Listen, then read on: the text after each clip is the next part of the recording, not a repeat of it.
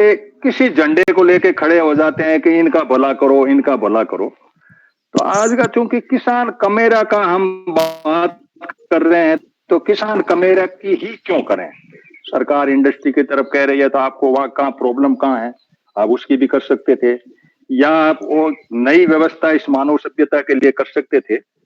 लेकिन किसान कमेरा क्यों अहम है, ये हमारा एक केंद्र बिंदु रहेगा। डीपी सिंह जी, आपका माइक बंद करें प्लीज। तो पहले मैं ये बता दूं कि इस पृथ्वी पर जो मानव का व्यवस्था है और मानव जिस तरीके से जी रहा है, उसके लिए वैज्ञानिकों ने 1970 के बाद में कुछ एक चिंता जाहिर की कि आदमी को क्या ये सरवाइव कर पाएगा, ये पृथ्वी पूरी जिस हिसाब से आदमी बढ़ रहा है, क्या स्थिति होगी थी। इसके लिए उन्होंने अर्थ ओवरशूट डे की एक थ्योरी निकाली, उसके ऊपर डेटाबेस अपनी बात रखी। अर्थ ओवरशूट डे कोई बड़ी बात नहीं थी।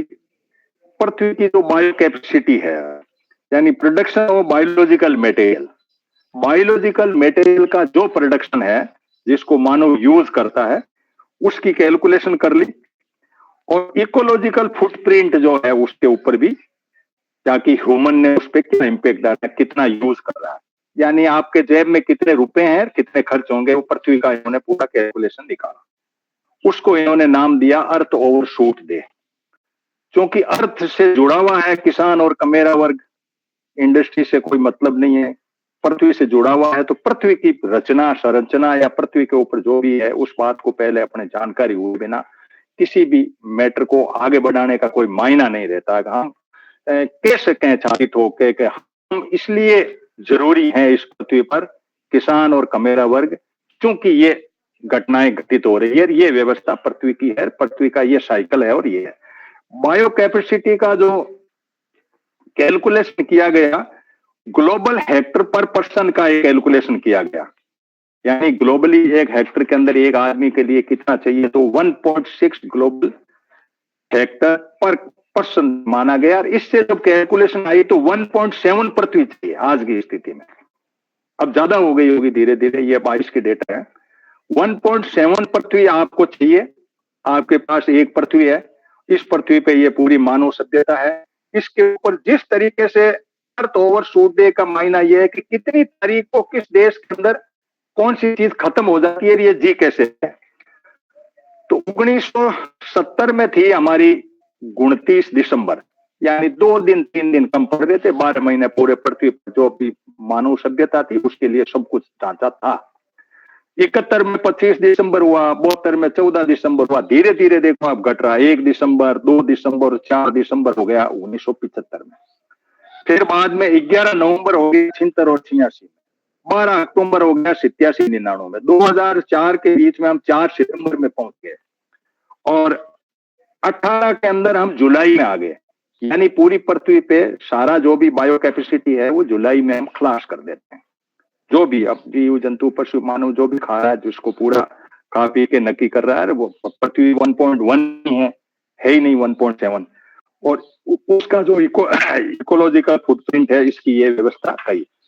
अब ये बात तो हुई पृथ्वी की संरचना, पृथ्वी पे जो चीज है मानव के खाने की चीज है, ये एक हर एक आदमी के कंज्यूमर को या पृथ्वी पे जो भी लाइफ लाइन का एक फंडा है, हम कितना ही विकास कर लें, इस पे हम हट नहीं सकते कि बायोलॉजिकल कैपेसिटी क्या है पृथ्वी की, मनुष्य उसमें कितना है, कहाँ है, ये कैपेसिटी वैज्ञानिकों की हमें माननी पड़ेगी।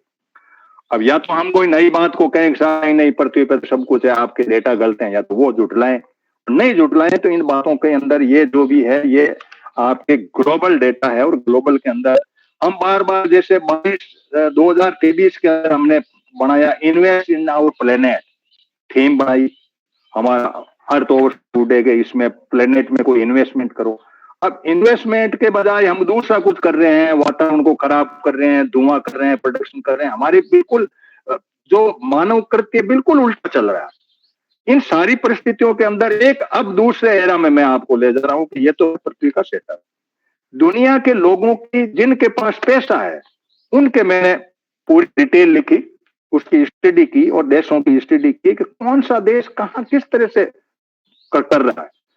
तो साहब फरवरी के अंदर लुक्सेमबर्ग और कतर दो ऐसे देश हैं जो फरवरी में खा पी के नक्की करते हैं, उनका ओवर शूट डे फरवरी में आ जाता है, बाकी सब मार्च से लाते हैं खाते हैं। मार्च के अंदर जो देश है उनका भी हमें ध्यान होना चाहिए। ऑस्ट्रेलिया है, बेरिन है, बेल्जियम है, और कनाडा है, कुक आइलैंड है, डेनमार्क है, एस्टोनिया है, फिनलैंड है। ये जो देश है ना, जिनको की हैप्पीनेस इंडेक्स की ये कहानी हम गा रहे हैं ना, ये दुनिया के अंदर इनके डेटा हम कहते हैं साहब ये बहुत हैप्पी है, ये दुनिया का माल खा रहे हैं, पैसा इनके पास में, ये नाम पढ़ रहा हूँ। फिनलैंड है, कुवैत है, मंगोलिया है, तोमाको है, यूएई है, यूएसए है। इन लोगों ने मार्च में अपनी सब खा पी के नक्की किया। यानी मनुष्य मनुष्य में कितना भेद है। भारत के मानव का तो पूरा 12 महीने का कोटा, प्रकृति की गोद में हम लोग हैं, हमारे काफी कुछ ठीक है मामला, लेकिन पूरी सरकार इसको एक्सपोर्ट करने है, इनके लिए भेज रही है। जिनके पास में है नहीं, मार्च में तो इनकी ही नहीं, इनके बायो कैपेसिटी है ही नहीं इनके पास में, ये मार्च से ला करके बायो कैपेसिटी मार्च के बाद में ये देश से चुका है। अब अप्रैल के अंदर ऑस्ट्रेलिया है, ऑस्ट्रिया है, और बर्मिंडा है, भूटान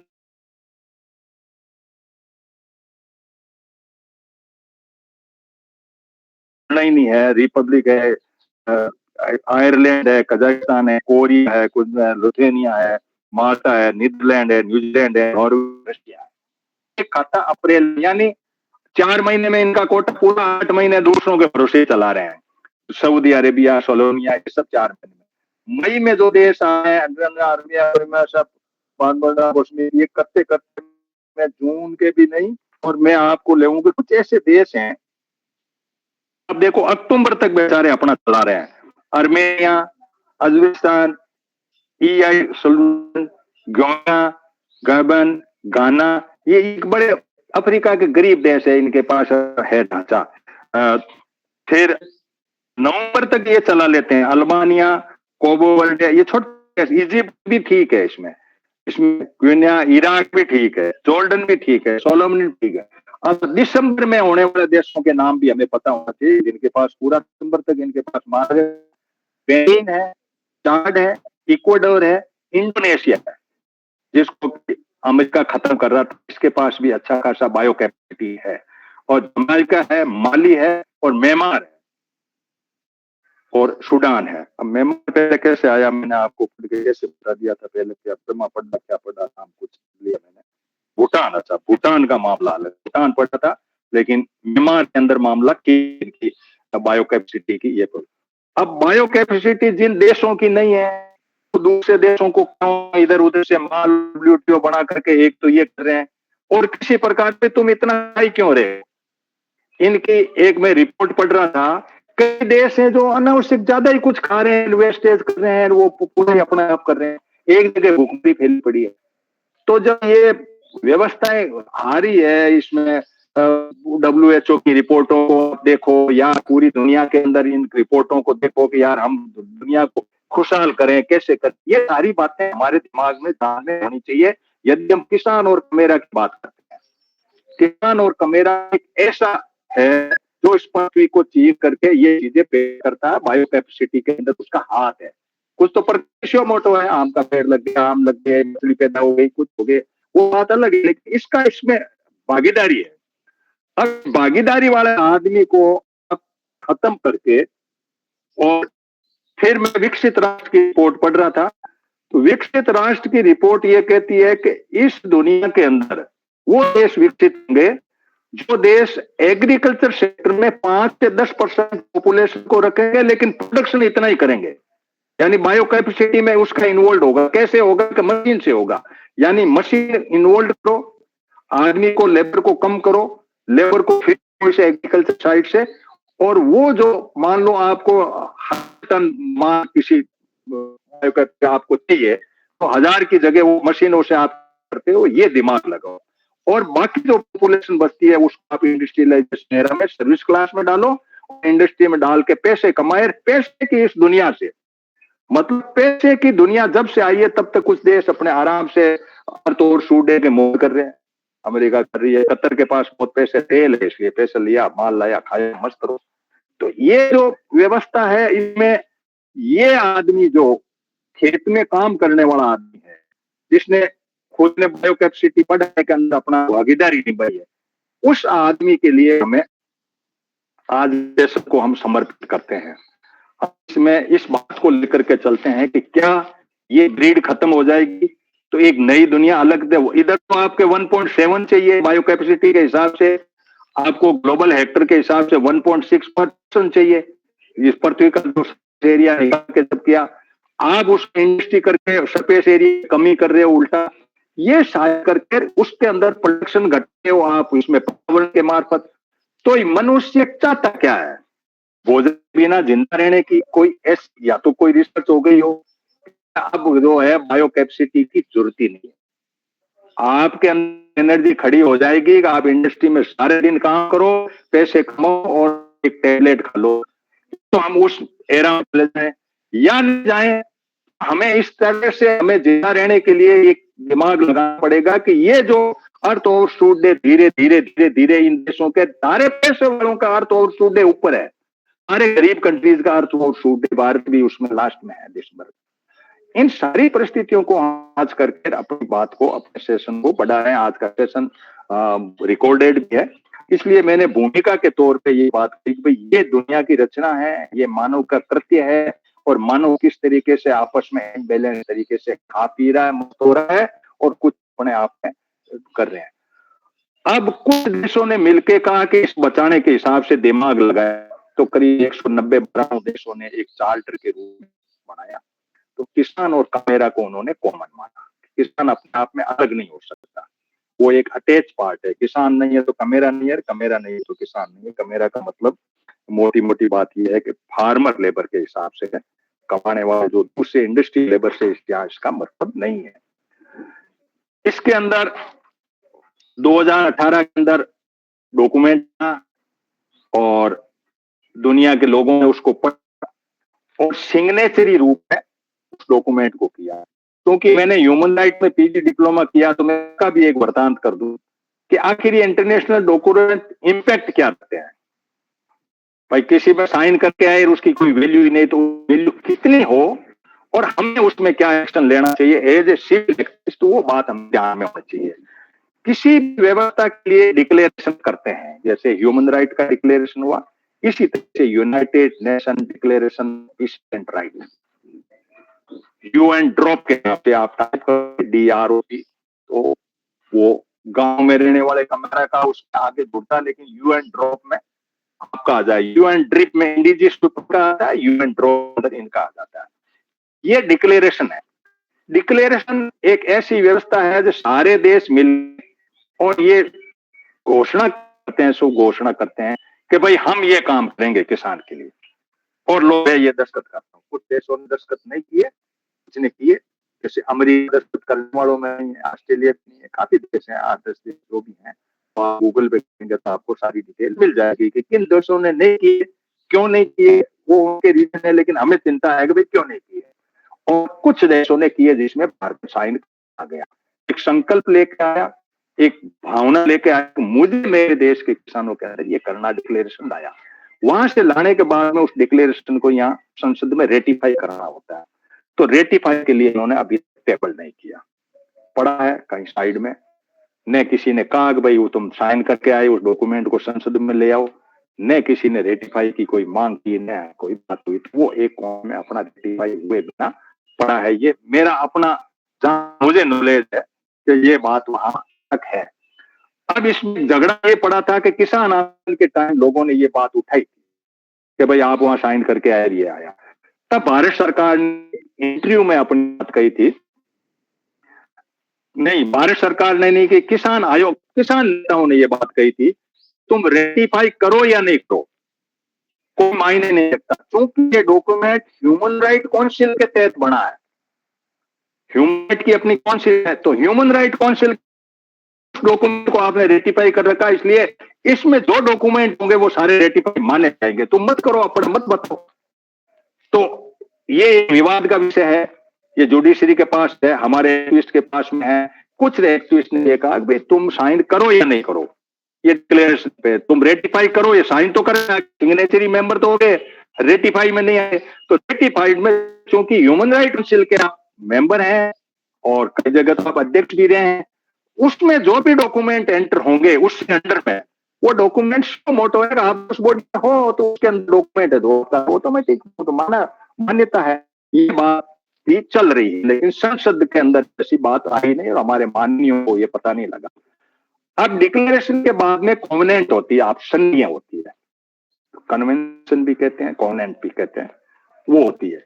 कॉवेनेंट को बाध्यता होती है, सरकार को उस पर कानून बनाने होते हैं, सरकार कानून बना के ईयरली रिपोर्ट करती है, वहां पे जिसके बार पत्री डॉक्यूमेंट आया, चाहे चाइल्ड पे आया, चाहे वोमेन पे आया, सब पे आए हुए हैं, चाहे पेशेंट पे आया, चाहे आदिवासी पास इंटरनेशनल डॉक्यूमेंट है, सब मैंने ह्यूमन राइट का मैं डिप्लोमा होने के कारण से डॉक्यूमेंट को मैंने पढ़ा और सबके अंदर ये बातें हैं कि डिक्लेरेशन के बाद में कॉवेनेंट और कन्वेंशन होंगे। कन्वेंशन के बाद में कुछ प्रोटोकॉल है, जैसे ह्यूमन राइट के 2 प्रोटोकॉल है, प्रोटोकॉल फर्स्ट और सेकंड। एक प्रोटोकॉल ये कहता है ह्यूमन राइट के अंदर कि आप यदि इंडिविजुअली ह्यूमन राइट वायलेशन है तो आप ह्यूमन राइट की कमेटी बनी हुई 18 सदस्य उसमें एप्लीकेशन लगा सकोगे। जम्मू कश्मीर के लोगों ने काफी वहां लगाई थी, उसमें बहुत ज्यादा पावर नहीं है, लेकिन वो भारत सरकार को पूछती है कि मैं आपके भारत में बसने वाले फला आदमी का आप ह्यूमन राइट वायलेट कर रहे हो, इसलिए आप इस बात का जवाब दो। और मीटिंग के अंदर वो डिस्कशन होता है, भारत को उसका जवाब देना होता है कि वहां पे हमारे समझौता इस तरह का है कि वो बाध्यता है उसके अंदर। तो एक प्रोटोकॉल तो ये है कि आप ये करोगे। दूसरा प्रोटोकॉल ये है कि डेथ पेनल्टी के मामले में इन्होंने कहा कि भाई जब किसी को जीवन नहीं दे सके तो मारने का आपको क्या अधिकार है। इसके बाद करीब 50 या 60 देश है जिन्होंने ये प्रोटोकॉल को माना है। भारत ने इसमें इस प्रोटोकॉल पे साइन नहीं किए। 1976 की बाद में डॉक्यूमेंट आया था, वाजपेयी गवर्नमेंट भी आ गई, ने कहा नहीं हम जो है फांसी का मामला तो रखेंगे। इसी तरह से कॉवेनेंट, प्रोटोकॉल, कन्वेंशन ये सारे इंटरनेशनल डॉक्यूमेंट्स होते हैं तो चलता है। अब हमारे सामने डॉक्यूमेंट है यूएन ड्रॉप के नाम से, United Nation declaration of the peace and right.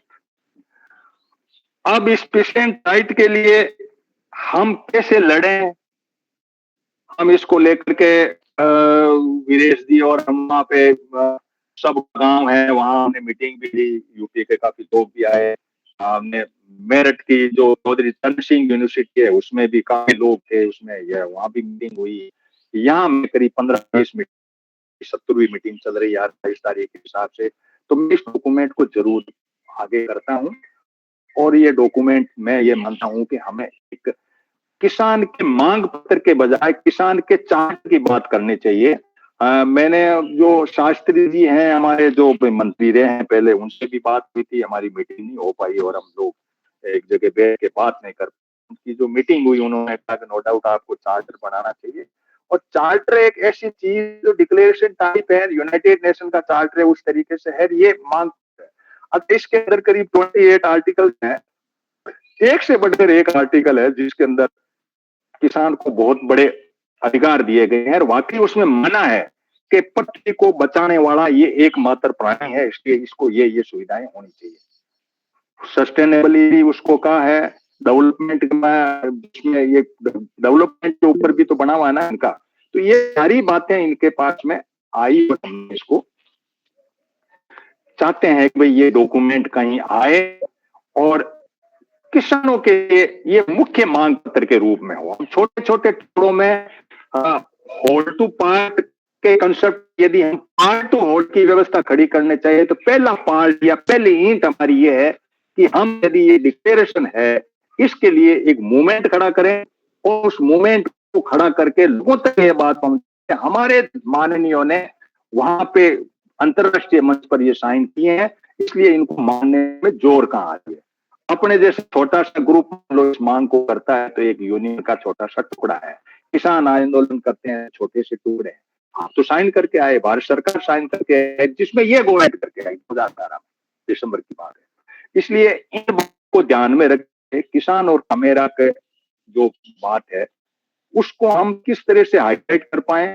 किसान यूनियन ने बिगुल बचाता है, हरियाणा का चुनाव अपने सामने है, इन सारी परिस्थितियों को देखते हुए हमारे ग्रुप को क्या करना चाहिए, इसके बीच में हम शेडो कैबिनेट बनाने के प्रयासरत हैं।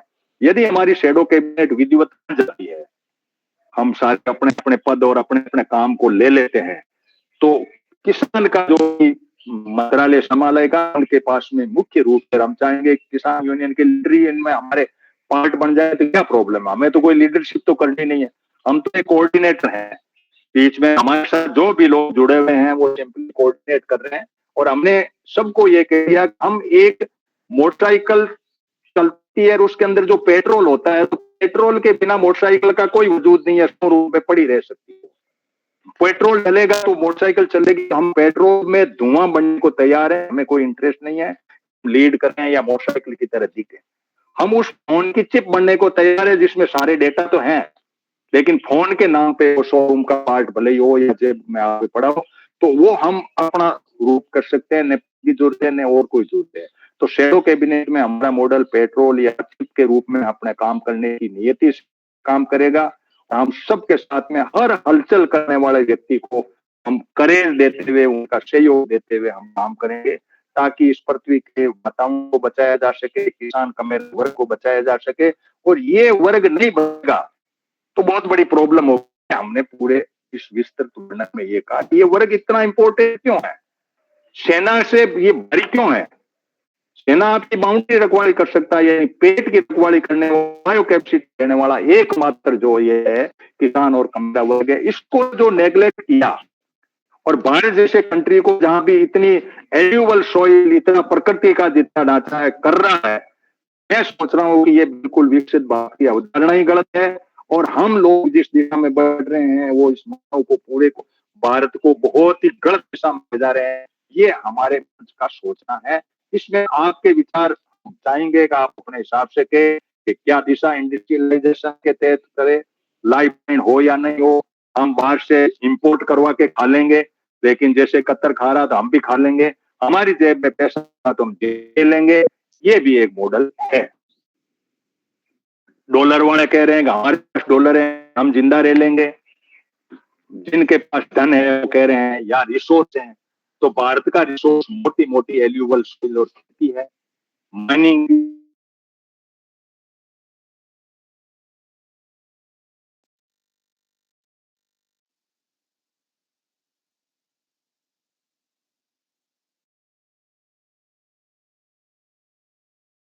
तो अब आपको आगे बढ़ना है, तो रूपचंद जी आप बात को बढ़ाएं। नेटवर्क डिस्टर्ब कर रहा था मेरा। तो रूपचंद जी, आप मैंने जो बात कही उसको समाप्त करते हुए आप आगे बढ़े। रूपचंद जी। नमस्कार सबको। एजेंडे का पता विश्व लगा है, तो एजेंडा इतना वाइडर है कि ये शायद जल्दी कंक्लूड नहीं हो सकता, मगर मुख्य से है कि जून डिक्लेरेशन आया, उसमें क्या है, उससे पहले मैं रेफरेंस दे देता हूँ आपको छोटा सा।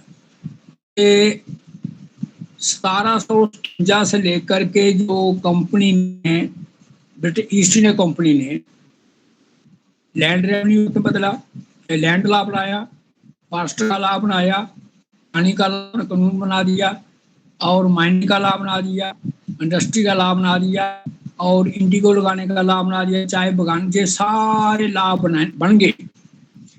इन लॉ को उन्होंने कंसोलिडेट करके दिया 1860 में इंडियन पैनल कोड, कि जो इन लॉ को डिसोबे करेगा उनको जे पनिशमेंट। और पनिशमेंट के उसलिए सीपीसी दूसरा तीसरा सब बन जाता है।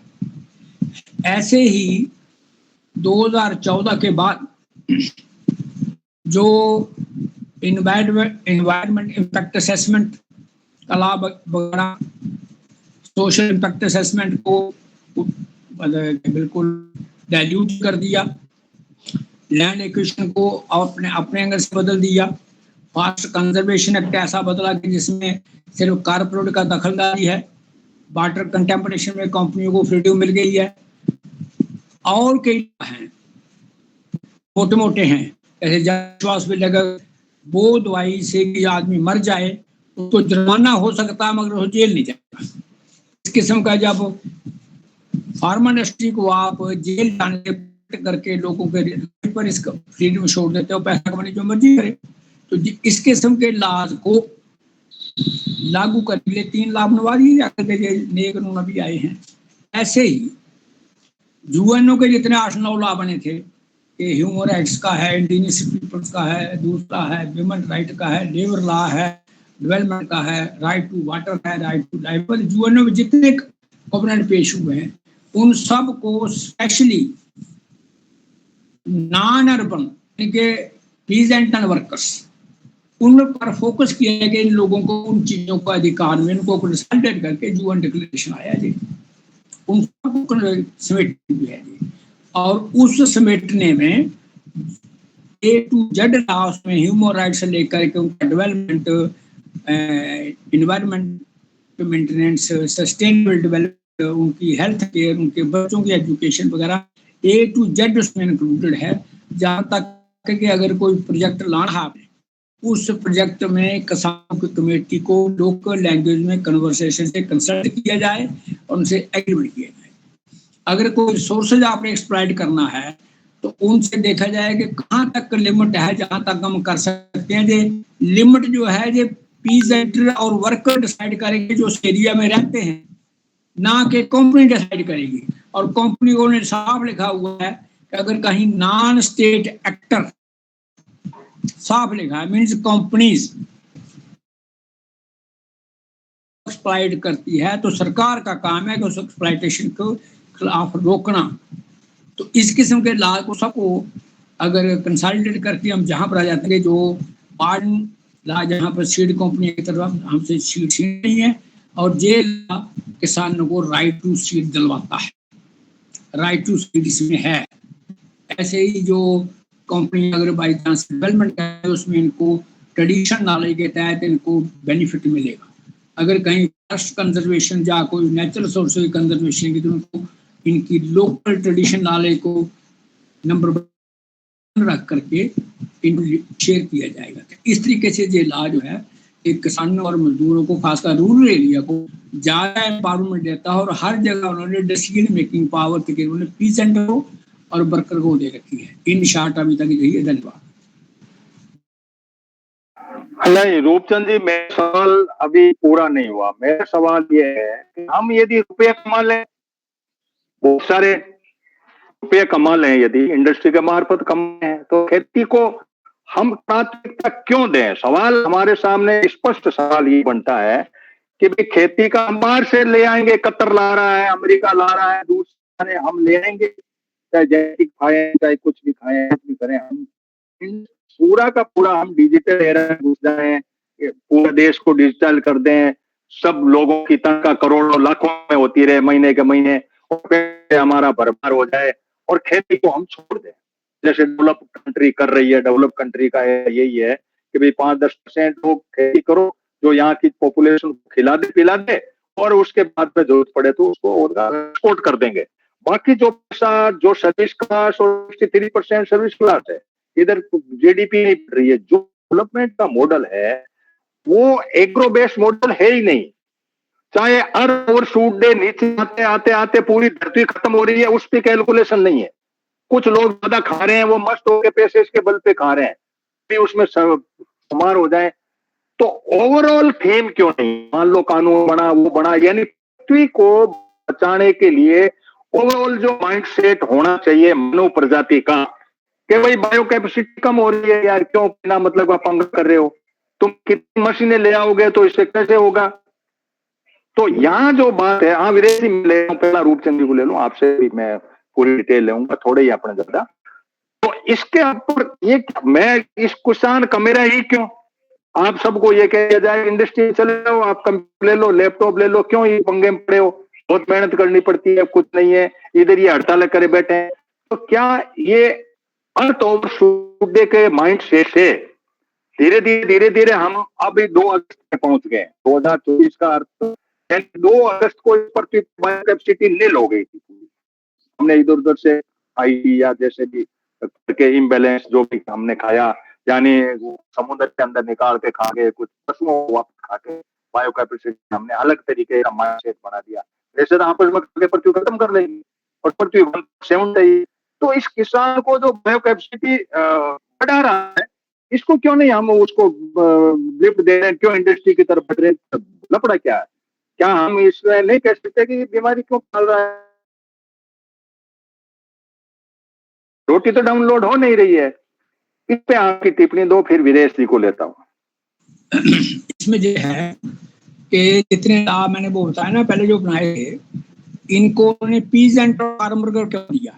इसका मतलब इनडायरेक्टली यूएनओ मानती है कि एग्रीकल्चर जो है वो लाइफ लाइन है। नोटेड। सारे लाभ जो बने हुए हैं वो अर्बन के लिए बने हुए हैं मोस्टली, मगर रूरल में किसानों और वर्कर को जो लाभ इसलिए एक्सटेंड करता है यूएनओ को कि उसके अंदर जो फीलिंग आ गई, समझ गई है कि इंडस्ट्रियल एरा में ह्यूमन बीइंग का सर्वाइवल जो है वो इम्पॉसिबल है। लग्जरी हो सकती है, मौज मस्ती खूब करो, मगर सर्वाइवल जो है वो पीजेंट और फार्मर से और वो एग्रीकल्चर से हुआ। इसलिए ये को स्पेशल राइट देना और इतना लेट आकर के देना, इसका मतलब है कि एग्रीकल्चर जो है वो ह्यूमन कम्युनिटी की लाइफ लाइन है, यूएनओ भी मानती है, तभी उसने एक सेपरेट डॉक्यूमेंट डिक्लेयर किया है एक बार। और दूसरा जहाँ ओवरशूट और कंज्यूमरिज्म का, क्या इंडिया में जब खरपतवार बढ़ते हैं और गरीबी बढ़ती है और हम जब 5 ट्रिलियन पर खुश होते हैं, इसका मतलब है कि ये हमारे माँ का दिवालियापन है कि यहाँ 166 खरपतवार हैं और 80 को 5 किलो राशन के लिए ठूठा लेके लाइन में खड़े हैं। इनका मतलब उनके पास परचेजिंग पावर नहीं है। यूएनओ के मुताबिक 74% लोग हैं जो पोस्ट भोजन ही सपोर्ट कर सकते हैं। ये मतलब 74% इंडियन पीपल जो वो हैं नॉन हेल्दी डाइट खा रहे हैं। इस सिचुएशन को 5 ट्रिलियन इकोनॉमी से जोड़ के देखो तो क्या प्राउड महसूस होता है या गम लगता है? इसका मतलब ये इनक्वालिटी का फिनोमेना जो है, एक तरफ लग्जरी और एक तरफ पॉवर्टी, तो पॉवर्टी के समुद्र में कुछ जजीरे हैं, कुछ आइलैंड हैं जहाँ पर बिल्कुल रोशनी कदम कबगा है। क्या इसको हम विकास मानते हैं? इसको विकास मानते हैं, हम इसको एजेंडा बदलना पड़ेगा। और ये एजेंडा चल रहा है जो पावर सेंट्रिक है। बस 2 मिनट की बात है। ये एजेंडा जो है चल रहा है मनी और पावर सेंट्रिक। इसमें मनी जो है वो ग्लोबल नाम से डॉलर जो है वो रेगुलेट करता है वर्ल्ड को, और जिसके पास डॉलर होगा वो वहां से चीज मंगवा के ले सकता है। क्योंकि इंडिया और गरीब कंट्री भी अब चूंकि पेट्रोल दूसरों पर डिपेंडेंट हैं, इसलिए उनको उसके लिए डॉलर की जरूरत, और अपने बच्चों के मुंह से पेट से निकाल करके उन लोगों को खिलाना पड़ता है जो डॉलर होल्डर है, ताकि उनके लिए जो दूसरी जरूरत है गैर चीज जो नॉन लिविंग जरूरत जो है ना, जो गैर जरूरी चीज पूरी करते हैं हम लोग, इस प्रायोरिटी से ये कॉर्पोरेट सिस्टम जो है चल रहा है। ये तब बच सकता है आदमी इन्वायरमेंट को पहले माने, क्यों कि एग्रीकल्चर एक ऐसा चीज है जो क्लाइमेट के हो। इन्वायरमेंट और एग्रीकल्चर को मेन सेंटर मान करके अगर सिस्टम डेवलप किया जाए तब जा करके आगे चीज बन सकती है। इस नए मॉडल के लिए मैं सपोर्ट करने धन्यवाद। तो बहुत सही बात कही कि यूनाइटेड नेशन ने आखिर ये बात मानी। अब ये बात यहाँ जाकर अटक जाती है कि कई देश में दिसंबर तक है उनके पास में, कईयों के पास नवंबर का, के पास में फरवरी में खाता क्लोज कर रहे हैं।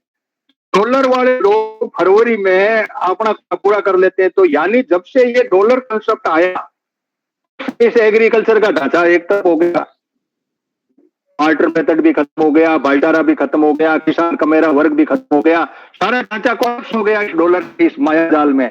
और कॉर्पोरेट ने इस डॉलर के मायाजाल को ऐसा बढ़ाया कि एक तरफ हो गया। क्या सारे जेब में डाल के रोटी खा लेंगे?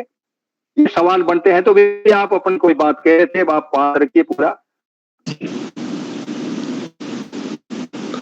राम जी, ये जो यूएन डिक्लेरेशन का डॉक्यूमेंट है, इस पे आपने डिबेट करी, बहुत मीटिंग करी, इसमें कोई शक की बात नहीं है। और उसके बाद मैंने इसको फिर डीपली स्टडी किया बहुत गहराई से। इसका जो फर्स्ट आर्टिकल है, हमने तब भी ये शंका जाहिर करी थी, इसका फर्स्ट आर्टिकल जो है पीजेंट की डेफिनेशन को बदल देता है। अब इसकी गहराई में जब मैं गया, मैंने वहाँ जो चीज देखी वो मैं आपसे शेयर करना चाह रहा हूँ। देखिए, हम अपने 100 साल पुराने पैटर्न पे जब जाते हैं रूपचंद जी और सब लोगों से मैं चाहूंगा कि मेरी इस बात पे थोड़ा सा गहराई से ध्यान दिया जाए। 100 साल पुराने पैटर्न पे जब आते हैं तो वहाँ एक कुम्हार होता है, एक हरिजन होता है, एक जुलाहा होता है और कई एक इस तरीके से सोनार होता है, सब होते हैं अपने अपनी जगह और वो अपने अपने छोटे छोटे टूल रखते हैं। जैसे कुम्हार के पास उसका चाक है और लोहार के पास उसका जो आयरन होता है वो है हथौड़ा है। क्या करती है गवर्नमेंट 100 साल के बाद जब यहाँ विकास की बात चलती है कि इनके टूल्स को पहले तो उन पे टैक्स आती है टूल पे, अब जब उससे काम नहीं चलता टैक्स से तो फिर सरकार ये करती है कि उससे ये कहती है कि भाई तुम्हारा ठीक नहीं है, वो इंडस्ट्री को हैंड ओवर कर दिए उनके चाक और लोहार का वो उसी जगह भी खराब मशीन ले आए और सब भी वो सेटअप था जुल्हा का उसका वो सब इन्होंने लेके इंडस्ट्री को हैंड ओवर कर दिया और ये जो जेंट्री थी जो उसको चलाती थी जो तबका था यानी वो कुम्हार वो जुल्हा वो लोहार वो सब बेरोजगार हो गए। जब वो बेरोजगार हो तो सरकार के पास सवाल आया कि इनको कहाँ से खिलावे भाई, इनका कहाँ से करें। तो तब सरकार ने एक बात कही कि ये जो किसान है इनके पास जो जमीन है ये एसेट है, इसमें तुम्हारी भी हिस्सेदारी है, तुम भी इसमें से करो। यानी दोनों के बीच में एक तनाव पैदा कर दिया जो किसान का इनके पास कोई विकल्प था नहीं उस समय। आज तो विकल्प बहुत है, उस समय नहीं था। तो किसान को इनसे भिड़ा के इनके बीच में उन्हें दरार पैदा करी, जो नॉन फार्मर है नॉन पेजेंट है उनके उस पर कब्जा कर लिया। और अब लास्ट में क्या हो रहा है, लास्ट में अब ये हो रहा है कि पहले तो इन्होंने किसान की जमीन को अपग्रेड करने का प्रयास किया, नलकूप लगवाए, बड़ा उनकी सुधार करा, भूमि सुधार करा, लेवलिंग करवाई, लेकिन इनके वो प्रयोग जो हैं हरित क्रांति वो इनकी बहुत थोड़े एरिया में चल पाई। राजस्थान में नहीं चली, आसाम में नहीं चली, बिहार में नहीं चली, एमपी में नहीं चली, कहीं नहीं चली। वो चली पंजाब में, हरियाणा में और थोड़ा सा हिस्सा जो वेस्टर्न यूपी का है इसमें और थोड़ा सा राजस्थान एक दो जिला इस एरिया में वो चल पाई और वहीं ये सारा बवाल हो रहा है। जितने भी डॉक्यूमेंट आए हैं, जितने भी कानून चल रहे हैं कृषि के ऊपर, जितनी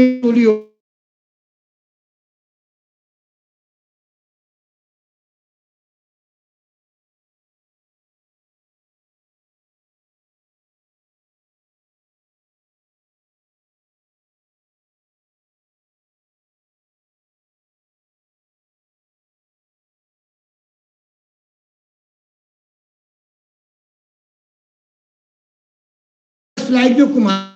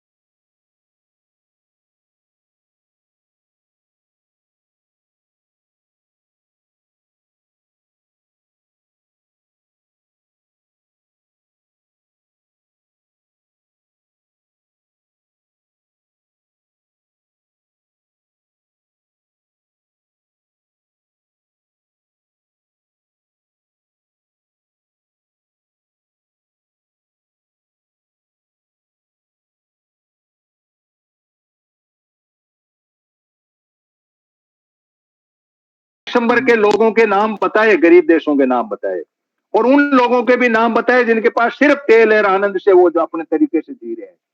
तो ये एक ऐसी रेस नहीं हो जाएगी कि तुम भैया डॉलर ले, माल दे मेरे को, सेव मैं खाऊंगा, तू क्या खाएगा, तेरे पास क्या, तू तो तेरा कर, मुझे दे ये चीज। तो ये जो इम्बैलेंस होगा, क्यों ग्लोब हो गई ना दुनिया, हम पृथ्वी के लेवल पे सोचते हैं, हम इसके नीचे आएंगे तो इस बात के अंदर हम छोटी बातों पे उलझ जाएंगे। पृथ्वी के लेवल पे उलझे बिना किसान का कोई भला नहीं हो सकता।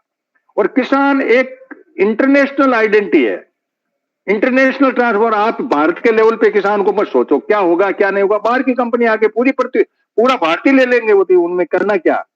जब एक आदमी कतर का भूखा मरेगा तो वो कहेंगे यार चलो तुम्हारे पास में इतने हेक्टर है, मुझे दे दो, वो पैसा उनके पास है, हम सारे वहां पे उसमें लेबर बन गए, लग गए, कर गए, वो तो होगी। लेकिन इस दिशा को क्या रूपचंद जी आप हैंड रेज कर रहे हैं, इस पॉइंट ऑफ व्यू से आप क्या सोचते हो, फिर बाकी साथियों को लेता हूं मैं। हम वर्ल्ड लेवल का पृथ्वी के लेवल पे सोचें, उसमें किसान की अपनी अहमियत सोचें, और किसान की अहमियत सोचना हमारे लिए कितनी जरूरी है, ये बहुत इसमें ये डॉक्यूमेंट में दिया, इसलिए हम इस लड़ाई को शुरू करना चाहते हैं। अच्छा, मैं सिर्फ आपके साथियों के सामने 3 एग्जाम्पल देना चाहता हूं ग्लोबल के। कांगो में वर्ल्ड का 60% से ज्यादा कोबाल्ट है जो वर्ल्ड को सप्लाई होता है, और उनकी लिविंग कंडीशन देख लो कांगो वालों की। एक बात, लिथियम, चिल्ली, बोल्बिया और उसके ट्राइएंगल में है, तकरीबन वर्ल्ड का लार्जेस्ट एसेट्स इन ट्राइएंगल में लिथियम है, जिसकी ये आजकल बैटरी वगैरह बनती हैं। उनकी कंडीशन देख लो कि कांगो वालों से वो बेटर है। मिडिल ईस्ट, पेट्रोल का उनके पास नेचुरल सोर्स है, ये तीनों नेचुरल सोर्स की बात कर रहा हूँ, और इनकी लिविंग कंडीशन देख लो। इसका मतलब ये है कि ये डॉलर रेगुलेटेड बॉडी में जहाँ जहाँ भी नेचुरल सोर्सेज होंगे उनको सबको एक्सप्लॉइट करके सेंट्रलाइज करके लिया जाएगा, प्रॉफिट लिया जाएगा। और लोगों के समाज शास्त्र क्या है,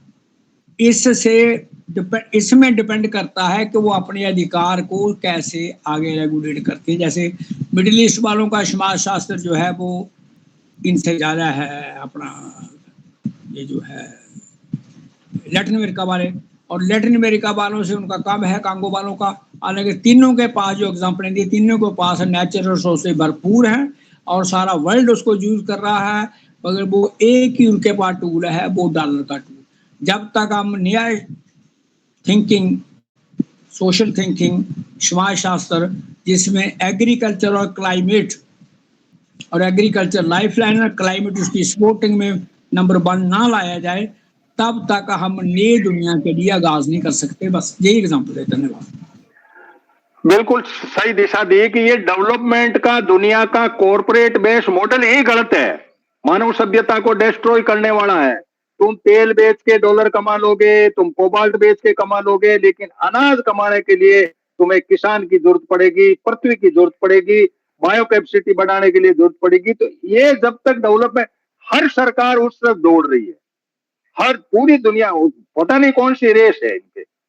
मैं चाइना को कई बार देखता हूं तो चाइना कुछ अलग तरीके से कर रहा। चाइना डॉलर को कब्जे करने के साथ साथ जमीन को कब्जे करने के माइंडसेट में चल रहा है। आप एक लोग, इन लोगों का जो माइंडसेट है वो ये है कि मेरी पॉपुलेशन है और मुझे यदि जरूरत पड़ी तो मैं यहाँ बढ़ा के इस पर मैं कब्जे कर लेता हूँ। अब ये जो डॉलर बेस या माइनिंग बेस लोग और जिस तरीके का ये डेवलपमेंट मॉडल आया है, जो ये सारा में वो जी रहे हैं, आनंद ले रहे हैं। अब हो सकता है हम तो मर जाएं, ये बात नहीं है, लेकिन हम आगे की बहुत फ्यूचरिस्टिक बात सोच रहे हैं कि इस पृथ्वी के अंदर जो भी बायो कैपेसिटी है, मानव के खाने की जो चीज है, यदि आपने किस तरीके से इसको डिस्ट्रॉय करने का आपने कानून बना लिए, कितने घटिया कानून बनाए, फॉरेस्ट के मामले में, समुद्र के मामले में आपने खोदना शुरू कर दिया, पृथ्वी को आपने खोदना शुरू कर दिया। किस तरीके से आप जीना चाह रहे हो? आप इस दुनिया के मानव को कह दो कि भैया मेरे पास में एक टाइम की रोटी है, 1.7 पृथ्वी नहीं है, तुम नहीं खाओगे, और खाओगे तो इतनी खाओगे, नहीं हो तो ये करोगे। अब ये चीज ही नहीं है तो उसको आप डॉलर बुला के जेब में डाल रहे हो। अब क्या हुआ कि ये माल जो बेचने वाले जो गरीब देश है उनके पास से ये लूटा खसवा कर लेंगे, ले जाएंगे। हमारे जैसे भूखड़ लोग अपने आप ट्रांसपोर्ट, पैसे मिल रहे हैं, पैसे मिल रहे हैं। अब ये माइंडसेट पैसे की तरफ गया गमरा रहा है। एक्सपोर्ट, अरे सिर फोड़ोगे एक्सपोर्ट से, क्या करोगे एक्सपोर्ट? खाओ पियो ऐश करो, उस लाइन पे क्यों नहीं जा रहे हो? और हमारी वो लाइन क्यों नहीं बढ़ रही है? हमारी बायो कैपेसिटी क्यों नहीं बढ़ा रहे हैं? हमारी पृथ्वी पे हम उपज क्यों नहीं बढ़ा रहे हैं? हमारी जितनी जनसंख्या उस पे नहीं, एक क्वांटम जंप दे करके इस पृथ्वी को ऑर्गेनिक मटेरियल डाल करके भैया खाओ ऐश करो, वहां कुछ नहीं है। रुपया रुपया रुपया, डॉलर डॉलर डॉलर, ये जो लाइन पकड़ी जा रही है, ये लाइन एक अपने आप में अलग है। हमारे बीच में एक युवा जुड़े हुए इंजीनियर हैं और काफी एनर्जेटिक, अपना चिंतन भी रखते हैं। तो सुनील जाकर अपनी बात को रखोगे। हमने आपके सामने एक अंधेरा सा एक उसमें आपको चैनल में डाल दिया, इसके लिए तो मैं सॉरी। हो सकता है पृथ्वी सरोबार हो, प्रकृति अच्छी हो, करो, आपके भविष्य खुशहाल हो, आपको जॉब ठीक मिले और आप लोग कतर और अमेरिका की तरह अच्छा खाओ पियो। लेकिन सरकार की दिशा के मामले में हमारा चिंतन ये है, आप क्या सोचते हो कि आपकी नौकरी लग जाए, अच्छी सी जॉब मिल जाए, हमें पैकेज मिल जाए, इंजीनियर हो, और हम आराम से ऐसो आराम से, होगा नहीं होगा तो अमेरिका से ले आएंगे, तेल ला रहे हैं, वो ला रहे हैं, ले आएंगे, मस्त रहेंगे और ये व्यवस्था होगी। सुनील अपने इनपुट दीजिए।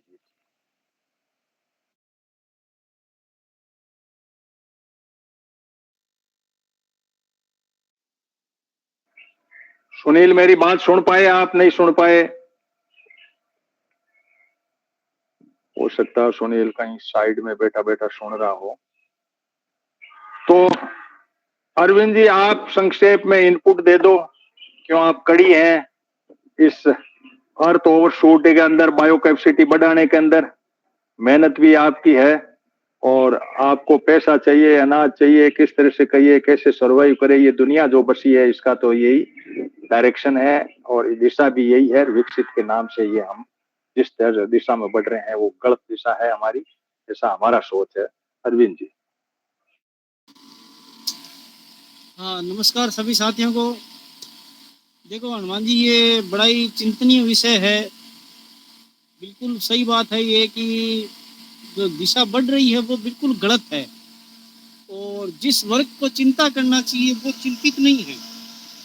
क्योंकि जब हम सोचते हैं, आज जैसे गांव में आदमी रखता है, अमूमन सभी आदमी देखो गांव में गाय भैंस रखता है, बकरी रखता है और वो अच्छा भोजन करता है। कोविड आया था तो हमारे यहाँ मृत्यु दर नहीं हुई, कोविड का असर नहीं हुआ। इसकी मोटी वजह हमारा ये रहन सहन और खान पान, दो चीजें थी। नहीं, बहुत जगह जो लोग पैक खाना खाते थे, प्रिजर्व फूड खाते थे, उन लोगों की डेथ भी हुई। तो अब ये वर्ग भी अपने हकों के लिए चिंतित नहीं है कि भाई मैं इसको तो प्रिजर्व करके रखूं, किसी तरह से बचा के रखूं। वो खुद भी लड़ाई नहीं लड़ रहा। सबसे बड़ी चिंता की विषय तो ये है, वो भी पैसे वाले जाल में खोया हुआ है। क्योंकि पैसे में इतना अट्रैक्शन होता है कि इसमें इसका अट्रैक्शन छूटना हर किसी के बस की बात नहीं होती है। उसका अट्रैक्शन भी इधर है, वो सोच रहा है भाई उससे कोई ज़्यादा होगा। और ये एक और इस जाल में जो आम जो किसान बैठा है, अब जैसे मेरे बच्चे हैं, मैं जो संघर्ष कर रहा हूँ, मैं उस संघर्ष में मेरे बच्चों को इस तरह से नहीं डाल सकता। ये कटु सत्य है। क्योंकि इतनी मेहनत के बाद में, ठीक है, जीवन यापन तो भले ही कर लो, परंतु आप दुनिया की दौड़ से पिछड़ जाते हो। दुनिया की दौड़ से पिछड़ना गलत है। तो वो इस जाल में करावा बच्चे को भी दुनिया की दौड़ में भी रखना चाहता है। तो वो कुल मिलाकर के जो कॉरपोरेट वर्ग ने, कॉरपोरेट दुनिया ने जो जाल बुना है, उससे लगता तो यही है कि ये जमीन जो है, ठीक है, हम पिछले 1 साल तक रख पाएंगे। और जमीन जिस दिन हमारे हाथ से निकल गई, तो ये मान लो कि जो गांव में आधे से ज्यादा वर्ग है, वो किसान को अपना सबसे बड़ा दुश्मन समझता है। उसको किसी की कीमत उसके बाद में समझ आएगी। क्योंकि जैसे मैंने अभी खेती करी है, तो जो मैं वीरानी जगह है उसमें तो फसल बढ़िया होगी है, और जो वीरानी नहीं है उसमें जितनी उगनी चाहिए उतनी उगी नहीं है। तो वो लोग क्या करेंगे, फिर बाद उसके अंदर तरह तरह की चीजें डालेंगे, उनको करने के लिए तो फिर वो उसको खर्च जोड़ेंगे। और वो खर्चा जोड़ने के बाद वो तो मुनाफा सीधी है, एक तरह बढ़िया है तो वो मुनाफा करेंगे, मुनाफा जोड़ के फिर बेचेंगे। तो मुनाफा जोड़ने के बाद में बेचने का मतलब है, तो ये तो बहुत महंगी पड़ती है। तो आम आदमी के तो बस से ही बाहर रह जाएगा। स्वस्थ भोजन करना आम आदमी के बस से बाहर रह जाएगा। वाकई में बहुत चिंतनीय विषय है। और इस वर्ग को किस तरह से जगाया जाए, क्या करा जाए, ये बड़ी, क्योंकि बड़ा एक चिंतनीय विषय 3-4 साल से लगे हुए हैं। हम आगे हो, मैं भी यहाँ मेरे क्षेत्र में कहीं न कहीं छोटी छोटी मीटिंग के जाता ही रहता हूँ आजकल, क्योंकि सोशल मीडिया पर नहीं डालता, जाता ही रहता हूँ, बात करता ही रहता हूँ। परंतु लोग बाग उठने तैयार नहीं है, या तो उनको ये लगता है कि ये अभी ऐसा कुछ नहीं होने वाला। क्यों, कई लोग कहते भी हैं कि ऐसा कुछ नहीं होने वाला है, ये वो है, उनको समझा है। तो जागना पड़ेगा, अगर इसको बचाना है तो, नहीं तो क्या संभव नहीं। ठीक है रूपन जी, एक सवाल कर रहा हूँ तो अरविंद जी की बात से उठा है। मैं भी पॉइंट आउट किया था लेकिन उसका जवाब नहीं आ पाया। दुनिया के लोगों की स्टाइल, डॉलर के सारे आनंद लेने का जो मैथ है, क्या एक्टिविस्ट लोग इस बात को नहीं कह सकते कि भैया इतना तू मत खा, सबको मिल बांट के खाना है, जितना मानो है उसके सबको भोजन चाहिए, पौष्टिक चाहिए। तू इतना ओवर डाइट कर रहा है या अपने क्योंकि तेरे जेब में डॉलर है, डॉलर तुमने चाहे तेल निकाल के प्राप्त किए हो, चाहे खनिज से कैसे किए हो, तो क्या ऐसी वर्ल्ड लेवल की एक ऐसी बातें तो आ रही है सभी कि भाई लाइफ स्टाइल उनकी बहुत, मैंने एक रिपोर्ट पढ़ी थी कि इनकी जो लाइफ स्टाइल है एबनॉर्मल है, मीट खाते हैं, सेकते हैं, बड़े आनंद लेते हैं, सैटरडे संडे को ये लोग जाते हैं, बहुत मस्ती से खाते हैं, और ऐसे अपनी डाइट वो हो रखे हैं, हेल्थ में भी ओवरवेट हो रखे हैं, सारी है एक तरफ, दूसरी तरफ वैसे। तो क्या ये जो बात है ये वर्ल्ड लेवल पे नहीं उठनी चाहिए? क्यों भाई तुम इतना क्यों, तुम्हारे जेब में डॉलर है इसलिए? डॉलर कहां से आया? तुमने तेल खोला बाई चांस, तुम वहां तेल के ऊपर थे, तुम्हारे पास कोबाल्ट था। तो ये पृथ्वी सबकी साझा है, ये मॉडल सबका है, हम सब हैं। जमीन मान लो छीन जाए कर जाए, ये मामूली बात है, छीन जाएगी तो क्या ले जाएगी, लेकिन वो लोग माल खा रहे हैं, हम तो डॉलर के रुपए के पीछे भाग रहे हैं ना। तुम जमीन भी रखोगे तो तुम तो रुपया प्राप्त करना चाहते हो। जब तक ये इंटरवेंट नहीं हो, जब तक ये सिस्टम के अंदर कॉर्पोरेट के इस ढांचे को हम कोलैप्स नहीं कर पाए कि पृथ्वी सबकी है, तुम्हारी ओवर डाइट बैन होगी, तुम्हें इससे ज्यादा डाइट नहीं दी जाएगी, और तुम इस तरीके से जीना चाहते हो तो जी लो, नहीं हो तो ये नहीं बैठता। सबको बराबर का न्यूट्रिशन वैल्यू मिले, सबको पौष्टिक भोजन मिले, सबकी एक व्यवस्था हो। क्या वर्ल्ड लेवल पे ये थीम नहीं आ सकती? रूपचंद जी, इसमें आपकी संक्षेप में टिप्पणी, फिर मैं डीपी सिंह जी के पास जाता हूं इन्हीं बातों को लेकर के। ये बात कहने के लिए तो अच्छी है, मगर ये तब तक दूर नहीं होगी जब तक वर्ल्ड में जो इनक्वालिटी का काम जो पैरामीटर है ना उसको आप लागू डाउन नहीं करते आप, चाहे वो पावर की कंजप्शन में इक्वलिटी हो, इक्विटी हो, पेट्रोल की कंजप्शन में इक्विटी हो, या पैसे इकट्ठे वेल्थ की इक्विटी हो, जब तक उस समानता को किसी एक रेशियो पर एक 10 पर, एक 5 पर, एक 7 पर, एक 20 पर नहीं ले आते किसी कंट्री में, तब तक ये बातें हमारी जो है वो अच्छी लगती हैं। मुझे सवाल है कि उस ना बराबरी को कैसे रिड्यूस किया जाए, इस पर सरकारें काम करती है तब जाके आगे बढ़ती है। जैसे स्कैंडिनेवियन कंट्री हैं, सबसे हैप्पीएस्ट हैं, खाते पीते हैं सारे, और इसी पर ओवर शूट बनाते हैं। क्यों? कि वहाँ पर उन्होंने टैक्सेशन सिस्टम लागू बनाया हुआ है और उन्होंने उनमें इनक्वालिटी जो है वो कम है। जब इनक्वालिटी कम है इसका मतलब सबको मौज मस्ती करने का बराबर अधिकार मिल जाता है। तो इसका मतलब है हम वर्ल्ड में अगर इनक्वालिटी का समाधान ढूंढें और इक्विटी पर ले आएँ, तो वो इक्विटी स्टार्ट होती कि या किसी कंट्री के अंदर कोई ऐसा फार्मूलेशन है जहाँ इक्विटी आ जाए। अगर वो नहीं होती कि ये लाइफस्टाइल का चेंज, पॉवर्टी, 5 किलो राशन पर डिपेंड आना, 74% पीपल का अनहेल्दी फूड नहीं खाना, और एक तरफ वो जो ओबेसिटी बड़े बड़े मोटे ओवर यूज करते हैं, ये बना रहेगा। उसके लिए लाजमी है कि इक्विटी का या नाम बराबरी को हल किया जाए। नंबर 1 यही बढ़ता। धन्यवाद। ठीक बात है, लेकिन ये डिमांड का पार्ट तो बनता है कि भैया सबकी साझा पृथ्वी में आपकी लाइफ स्टाइल चेंज करिए। आपके पास डॉलर है, पैसा है, इसका ये मायना नहीं है कि आप अपनी मस्ती मारो और हम यहाँ पे बिल्कुल ऐसे क्योंकि ये डॉलर और एक्सपोर्ट की दुनिया में उलझ गए। डीपी सिंह जी साहब, आप क्या सोचते हैं इन सब बातों के बारे में? सबको नमस्कार। विचार तो बहुत बढ़िया है आप लोगों के, होना चाहिए, ऐसा होना संभव हो जाए तो, लेकिन मेरे समझ में ये बात नहीं आती है कि आप वर्ल्ड लेवल की बात सोच रहे हैं। सुषमा स्वराज ने एक बात कही थी संसद में कि मुद्दत से गरीबी की रेखा पे बात हो रही है, ये तो बहुत हो रही, लेकिन अमीरी की रेखा पे भी बात होनी चाहिए। अब जो ये लूट हो रही है, ये लूट कहीं ना कहीं से तो चोरी करके हो रही है। अब चोरी हमारा हुआ, लूट इन्होंने की और बर्बाद भी यही कर रहे हैं। तो इन सब चीजों पे हम पूरे वर्ल्ड पे नियंत्रण, इक्वलिटी कैसे ले आएंगे जब अपना देश पे को थोड़ा नियंत्रण नहीं है। विचार तो आपके ठीक है, इसमें सहयोग भी होना चाहिए। तो ये मंत्रालय इन चीजों को हमारे यहाँ देखता कौन है? सरकार। जैसे यूएन में सिग्नेचर करके आ जाते हैं, या इन चीजों पे कौन कंट्रोल रखता है, कौन इसमें अपना प्रतिनिधित्व करता है, उन लोगों को भी तो जोड़ा जाए, उनके सामने भी तो प्रस्ताव रखे जाए ताकि कुछ लाइन वो दे, कुछ जो हमारी बात कमी है उसे पूरा करें, जो उनकी बढ़िया बात है हम अपनी संशोधन करें।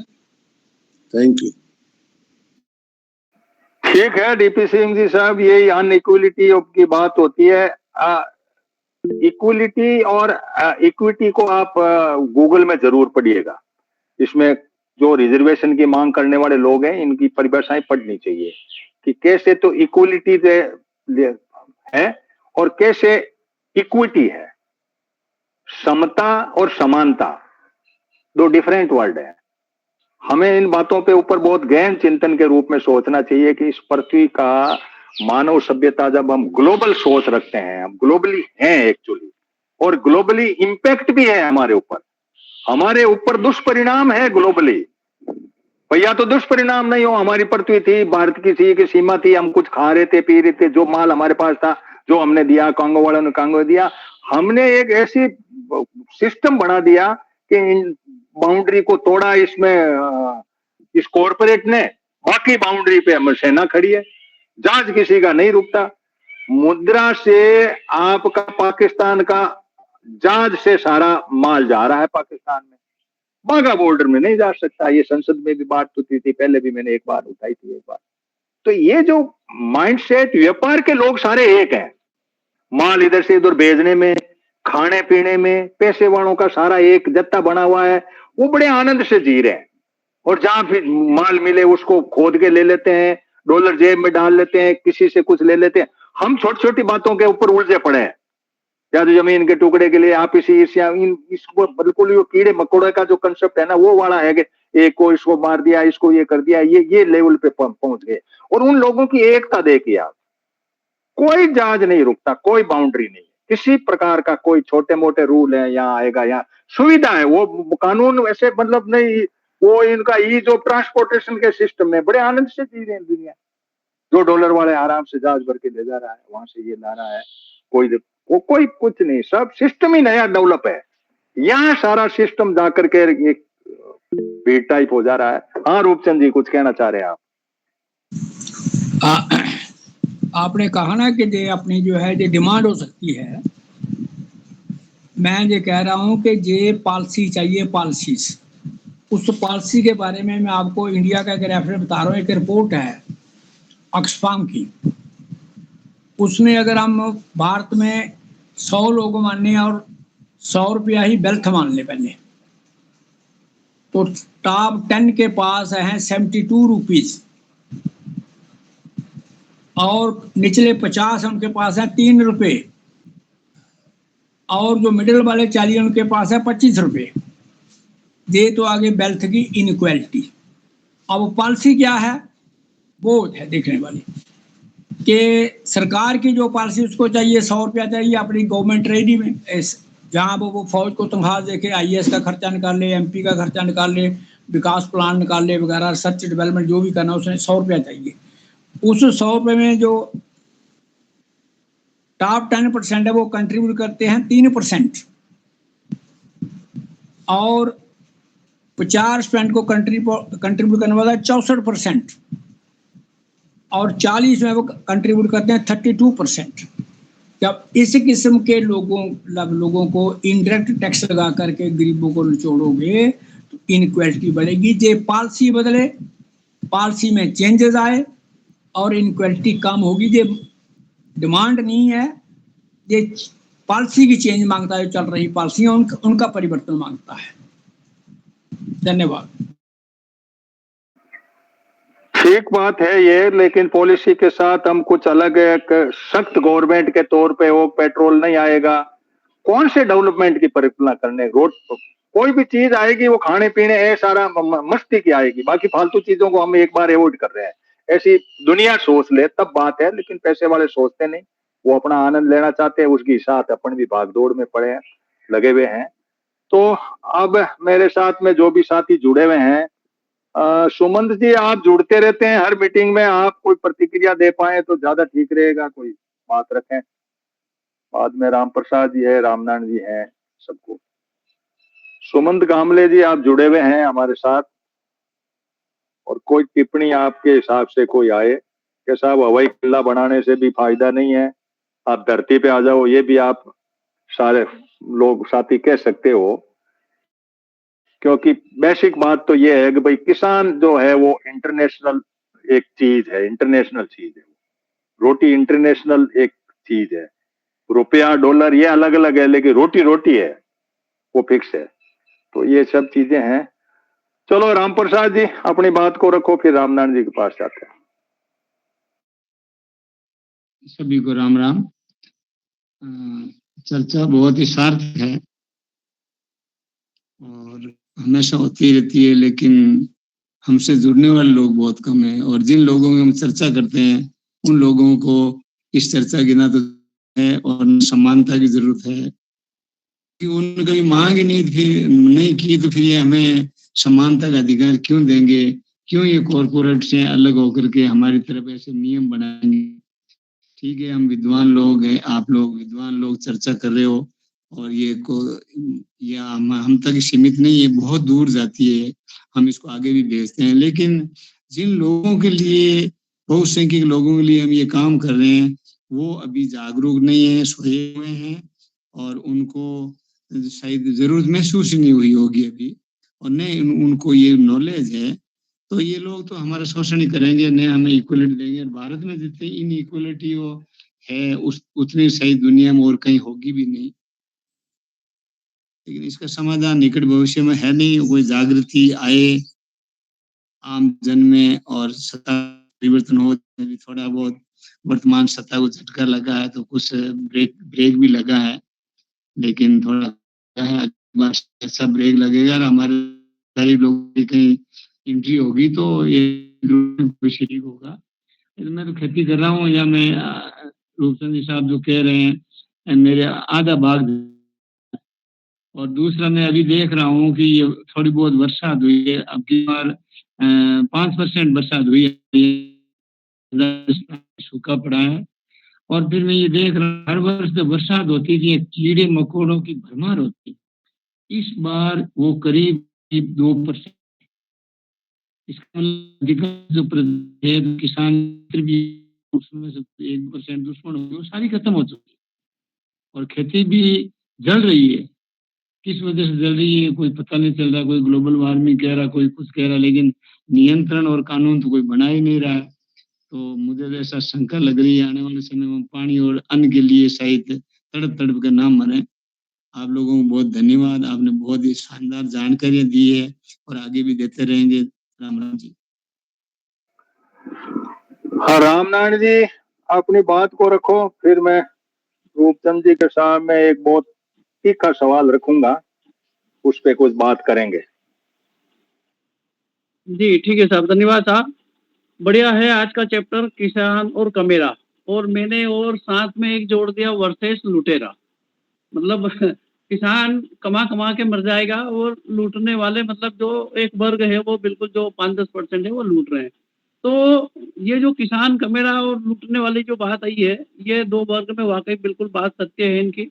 हम लोग कमा कमा के दे रहे हैं, जैसे आज हम भी घर पे भी जैसे किसी के घर में अनाज या जो भी हम जो करते हैं वो अच्छा सब बेचते हैं कि इसका 2 पैसा ज्यादा मिलेगा, और हम थोड़ा रूखा सूखा खाते हैं। ये बिल्कुल आज भी ग्रामीण पद्धति में सिस्टम है।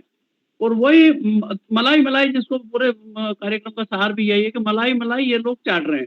आज की तारीख में हमारे इधर भी यदि देखा जाए तो बहुत ज्यादा प्रॉपर्टी और ये दलाल और ये फेमस हो गए, किसान की जमीन पे गिद्ध की तरह कब्जा जमाए हैं, गिद्ध की तरह। क्योंकि ये कुछ इंडस्ट्री वालों को चाहिए, कंपनी वालों को इनको चाहिए, कुछ गवर्नमेंट के लिए चाहिए, और उसके बावजूद थोड़ा सा भाव रोड निकल गए तो भाव ज्यादा है तो दिन भर मैं जहाँ बैठा हूँ हमारे सामने एक दुकान है महाजन की, दिन भर वहाँ यही काम होता, सौदे ही होते हैं जमीनों के। तो पहला काम हमको वास्तव में हमारी जमीनें बचानी पड़ेगी, अन्यथा ये जो लुटेरा वर्ग है ये खूब अभी इनको इनके व्यापार से ज्यादा इनको जमीनों में धन दिख रहा है सर, बिल्कुल पक्की बात है। ये गांव गांव घूम रहे हैं, इनके दलाल घूम रहे हैं, जमीनें खरीद रहे हैं, और उसका जो खेती नहीं करेंगे ये बात तय है, खेती तो हम लोग करेंगे वापस, लेकिन ये जमीन इनको कब्जा लेंगे, अपन फिर मजदूर की तरह इनके ही खेत, अपने ही खेत में मजदूर की तरह जो है करेंगे। जब आएंगे इनके गाड़ी का दरवाजा हम ही खोलेंगे, वहाँ झाड़ू लगाएंगे कि इनका फार्म हाउस बना रहेगा, अपनी महिलाएं वहाँ झाड़ू लगाएगी, अपन वहाँ चौकीदारी करेंगे। ऐसी स्थिति जो है किसान वर्ग की हो रही है अभी हमारे इधर, बिल्कुल पक्की बात है। रोड रोड फार्म हाउस बनने लग गए। तो ये जो लुटेरा वर्ग की जो बात, एक बार हमारा एक मित्र अभी जो है वहाँ गया था अपने मथुरा वृंदावन, थोड़ा सा लाइव स्टोरी बता दूं उसकी मैं, उसने ही बताई मेरे को। तो वो वहाँ घूमते घूमते एक ये जो पुजारी वुजारी साधु संत जो रहते हैं बोले कुछ दक्षिणा के रूप में कुछ दो। तो उसने बोला यार दक्षिणा वक्षिणा देता नहीं हूँ, मैं एक काम करूँ तेरे को खाना खिला देता हूँ। तो बड़े चालाक थे वो, बहुत उस्ताद थे वो। तो बोले हाँ ठीक है, अच्छा खाना खिला दो। तो किसी होटल में जाके उसको बोलते हैं भैया ये जो है वो एक महात्मा है, इनको आप जो है वो पुजारी है, इनको खाना खिला दो। आप यकीन मानोगे साहब, उसने आके मेरे को स्टोरी बताया कि बोले वो 4 किलो तो रबड़ी खा गया और साथ में गुलाब जामुन, पता नहीं कितना 2200 रुपए का बिल बना दिया उसका। बोले यूं तो मैं 100-200 में निपटा देता उसको, तो 2200 रुपए का खा गया। तो मतलब ये खा खा के बड़े बड़े पेट इनके हो रहे हैं। किसान बेचारा उसका पेट पिचक रहा है, रूखा सूखा खा रहा है, मलाई ये लोग खा रहे हैं। तो ये जो व्यापारी वर्ग वो जो लुटेरा है, ये जो किसानों कमर तोड़ रहे हैं इनकी, और वास्तव में इनकी जो है स्थिति बड़ी अलग ही ढंग की जो है वो चल रही है। अभी जैसे पर्यावरण के नाम पे हमारे इंदौर में आज ही हम अमित शाह जी आए हुए हैं इंदौर में, आज शायद 50 लाख पेड़ पौधे कोई टेकरी है वहां पर लगाएंगे वो। इसके पहले भी 5 करोड़ हमारे चौहान साहब ने, शिवराज सिंह जी चौहान ने भी नदी नर्मदा किनारे किनारे 5 करोड़ पेड़ लगाए थे। हो सकता 500 भी जिंदा नहीं होंगे, अरबों खरबों रुपए उन्होंने फूंक दिया है। अभी भी आज भी बहुत बड़ा अभियान है इंदौर के अंदर 14 तारीख का। मोदी जी का सिस्टम है एक पेड़ अपने माँ के नाम, वो माँ का नाम दिया है, और उसमें बोला है कि 6 महीने बाद भी इसकी फोटो खींचेंगे, यदि कोई पौधा मुरझाया है तो जिसने लगाया उसके ऊपर उसको पेपर में लिख करेंगे कि तेरे नाम का पौधा मुरझाया है। ठीक है, वो एक पर्यावरण के लिए एक अच्छा काम कर रहे हैं और ये सब वास्तव में इस पे जमीनी बेस पे यदि सक्सेस होता है तो पर्यावरण के लिए अच्छी भी बात है। तो इस तरह से थोड़ा-सा आज का चैप्टर बड़ा ही जोरदार रहा, किसान कमेरा वर्सेस लुटेरा वर्ग में। तो अच्छी-अच्छी जानकारी मिली है। बढ़िया, धन्यवाद आपको सर। हाँ, ये माँ के नाव पेड़, तो ये कार्बन क्रेडिट का जो गोरख धंधा है, इसको ये कंपाइल कर रहे हैं। इसमें अपने लोगों को इन्वॉल्व करके, इनके नाम करके कोई बहुत, ये देखो, ये लूटने खसोटने ये करने का काम क्यों है? सवाल ये है हमारे सामने खड़ा है कि ये काम क्यों है? क्यों है कि आप देखो कि अंबानी के पास जमीन थोड़ा ही है, उसकी किचन को देखो, वहां सारी चीजें उपलब्ध है, कल्पना ही कर सकते हैं अपने जो चीज का है। इसका मतलब है कि जमीन को कब्जे करने से ही कोई बहुत बड़ा बात नहीं होने जा रहा। पॉलिसी ऐसी बन जाए कि जमीन को लिए बैठे रहो, आप क्या कर लो, भाव नहीं मिले, कुछ नहीं मिले, आप सरेंडर होने ही होने। मुद्दा ये है कि भाई ये क्यों हो रहा है? आखिर ये पृथ्वी का इतना बड़ा ढांचा, इतनी बड़ी सभ्यता, इनको भोजन चाहिए, कुछ लोग आनंद से मस्ती मार रहे हैं, कुछ लोग भूख की तरफ बढ़ रहे हैं, अनइक्वलिटी इतनी भारी है। आप करते रहो अनाज पैदा, जमीन से क्या कर लोगे? जमीन होके क्या कर लो? जैसे मेरे पास पड़ी तो मैं क्या कर लूंगा इसमें? मुद्दा ये नहीं, मुद्दा ये है कि ये आखिर आदमी इस तरफ क्यों जा रहा है? क्यों डॉलर का साम्राज्य फैल गया? जिसके पास पैसा है, जिसके पास, या तो उसने खनिज खोद करके पैसा कमा लिया, या उसने कोई और अपना तरीका अपना लिया और एक्सपोर्ट इंपोर्ट का या WTO बना लिया। ये जो ढांचा बना ना, ये ढांचा फार्मर को बचाने का था ही नहीं, फार्मर को तो जिंदा रखने का ये ढांचा ही नहीं था। ये तो उन लोगों का एक साम्राज्य है, स्थापित है, ये इनकी कुबद है, इनके अंदर हम एक सर्वाइव कर रहे हैं, ये ठीक सी बात है। अब मैं आपको रूपचंद जी इस दिशा में ले जा रहा हूं कि इस ओवर शूट लेके बायो कैपेसिटी के अंदर क्या आदमी, मेरी दादी कहती थी एक बार, छपना हमारे यहाँ कार पड़ा था, तो खेजड़ी के जो छोड़े होते हैं ना, इनको ये उखाड़ते फिर पीसते, पीसने के बाद में उसका रोटी तो नहीं बनती थी, थोड़ा सा ही कुछ होता था, तो उसमें डाल के, यानी खेजड़ी के जो छाल है, जिसको छोड़े कहते हैं हम यहाँ, उस छाल को पीस करके खाते थे। ये बताती दादी कि भाई हमने खाए थे, फिर हमें लेट्रिन नहीं लगती थी, तो उंगलियों से मुश्किल से 2-4 दिन से हम लेट्रिन निकालते थे, वो गोल गोल गोलियां सी बन जाती थी। ऐसे करके हमने जीवन जिया। ऐसा एक भूखमरी का आलम इस पृथ्वी पर इस पेशेंट को, किसान को बर्बाद करके, या इंडस्ट्री के धुएं, या ऐसा डेवलपमेंट और इसका डिजिटल और ये सारा कुछ हो जाएगा, डॉलर भी हमारी जेब में होगा, लेकिन अनाज नहीं होगा कहीं भी। उस परिस्थिति में क्या ये जीव जंतु पक्षी, ये खाने के अंदर आदमी नहीं दौड़ जाए? कहीं प्रकृति की बायोडाइवर्सिटी पूरी कोलैप्स नहीं हो जाए? ये पेड़ों के छाल खाने के अंदर तो कहीं दौड़ पड़े नहीं हम?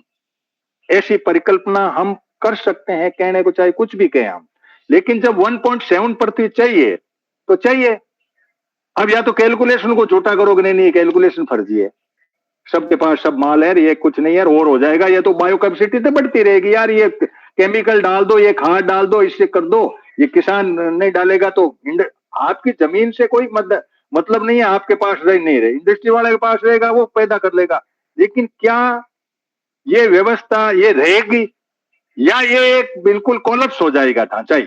ये मानव प्रजाति अपने आप भूखमरी की तरफ दौड़ करके, कोई मछलियां की तरफ भागेगा, कोई चिड़ियां खाने की कोशिश करेगा, कोई पत्ते तोड़ेगा, कोई पेड़ की छाल खाएगा, कोई ऐसे करेगा, बैठे बैठे ग्रुप में मीटिंग होगी, फिर यहाँ रखवाली होगी, जो भी होगा, सूखी लकड़ी उसको पीस के खाने की सोचेगा। ये सारी परिस्थितियों के अंदर आप क्या सोचते हो कि ये मानव सभ्यता कहीं ऐसा नहीं हो कि इस अर्थ ओवरशूट दे के इस जाल में, क्योंकि ये तारीखें आ रही है, सारे एरिया निकाल रहे हैं ये लोग, उसमें बायो कैपेसिटी निकाल रहे हैं, उसमें इकोसिस्टम के हिसाब से इन लोगों का निकाल रहे हैं। भाई एक आदमी का 1.6 ग्लोब हेक्टर का एरिया होता है, उसके अंदर एक आदमी को बायो कैपेसिटी मिल जाती है, पृथ्वी का सरफेस एरिया फिक्स है। अब ये सारी स्थिति के अंदर बायोडाइवर्सिटी के ऊपर कितना बड़ा खतरा है? भाई पर्यावरण तो खराब हुआ ही नहीं, अनाज जैसे इन्होंने कहा कि भाई अभी 5% बारिश हुई। इन सारी परिस्थितियों से अंदर रूपचंद जी, कहीं मानव सभ्यता बायोडाइवर्सिटी खत्म करने के लिए, जैसे मैंने मेरी दादी की कहानी कह के छपना काल की कहानी कही, कहीं ऐसा तो नहीं है? क्योंकि मैंने एक रिपोर्ट पढ़ी, वो रिपोर्ट ये पढ़ी समुद्र की, समुद्र के अंदर भारत सरकार ने ऑफ शेयर के लिए माइनिंग का बिल बनाया। तो मैंने पढ़ा उसको कि ऑफ शेयर में क्या होता है क्या नहीं होता। तो इन लोगों ने जो भी खनिज है अंदर, कोरोल है, वो निकालने के लिए अपनी व्यवस्था करी कि भाई यहां से हम निकालेंगे।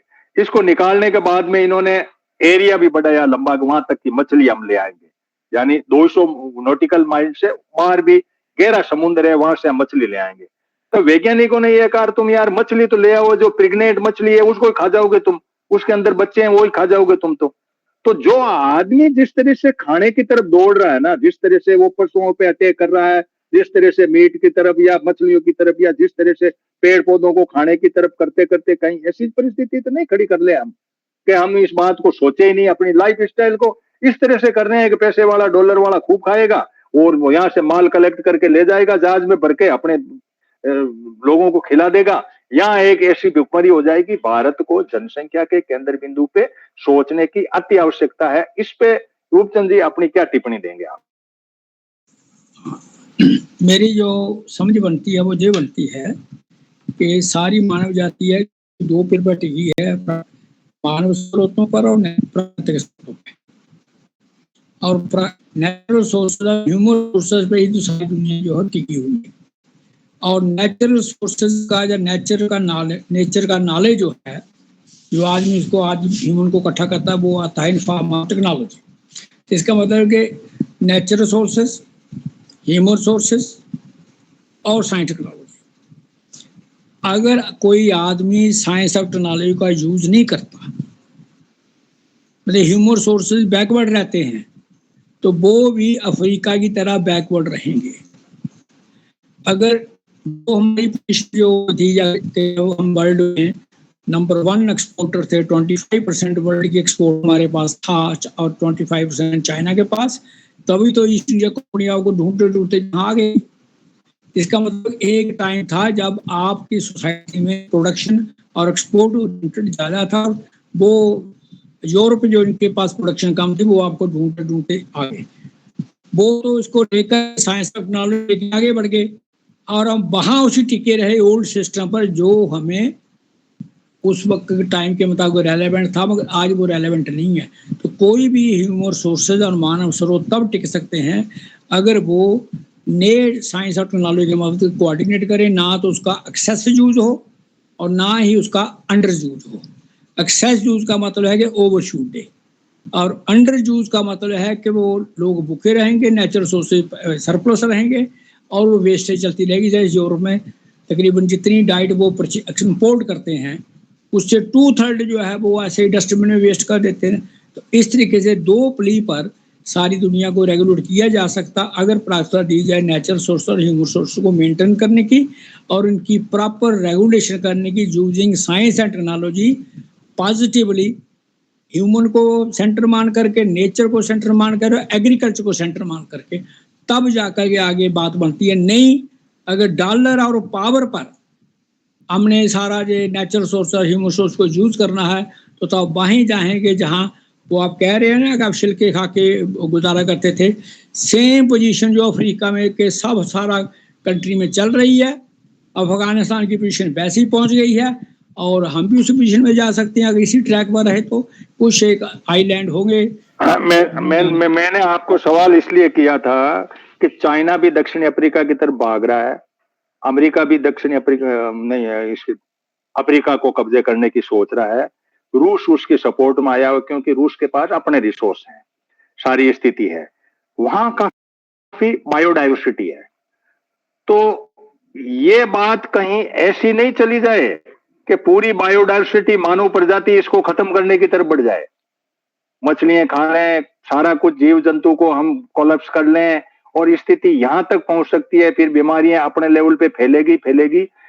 ये टेक्नोलॉजी का जो मॉडल आप कह रहे हैं कि रेस्पॉन्सिव टेक्नोलॉजी यदि किसी एरा में नहीं है, रेस्पॉन्सिव टेक्नोलॉजी का मतलब ये है कि मानव को उसकी किसी ऐसी लाइन पे तो जिम्मेदार पूर्ण में सहयोग करे टेक्नोलॉजी, लेकिन ऐसा नहीं हो कि वो यहाँ के माइनिंग के जैसे ये DMDR का जो बिल आया, माइनिंग का बिल आया, या रशिया की मशीनें आएगी, खोदेगी, सारा निकलेगी। जैसे जम्मू कश्मीर की 370 धारा लगी इसलिए थी, अपने सबको पता है कि 370 लगे क्यों, लिथियम की जरूरत थी इनको, सोलर के लिए, वो बैटरियों के लिए, इनको वहां लिथियम खोजना था, ये सारा नाटक वहां।